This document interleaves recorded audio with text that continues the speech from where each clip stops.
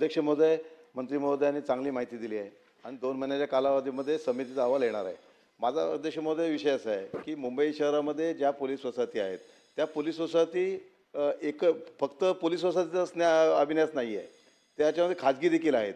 मला उदाहरणार्थ माझ्या विभागामध्ये म्हाडा वसाहत आहे, सिद्धिविनायक नगर. त्याच्यामध्ये 17 बिल्डिंग खाजगी आहेत आणि 17 बिल्डिंग पोलिसांच्या आहेत.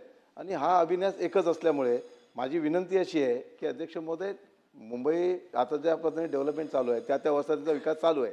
तर तो आपण कसा करणार आहात की त्या पोलीस वसाहतींना तिथे डेव्हलपमेंट करणार आहात आणि ते डेव्हलप करत असताना 17 ज्या इमारती आहेत ते एकत्र नाही आहेत, तर त्याच्यामध्ये वेगवेगळे आहेत. आणि दुसरी गोष्ट अध्यक्ष महोदय, माझी विनंती अशी आहे की याच्यामध्ये 17 इमारतींचा प्रायोगिक तत्वावर आपण विकास करायला घेतला आहे, परंतु एकूण 27 वसाहती आहेत. त्या 27 वसाहतीचा एकत्रित विचार करणं गरजेचं आहे. आणि मला वाटतं पोलीस पत्नी आहेत, पोलीस कर्मचारी पत्नी आहेत, त्यांची सातत्याने मागणी आहे की त्यांना स्वतःचं हक्काचं घर या ठिकाणी मिळावं.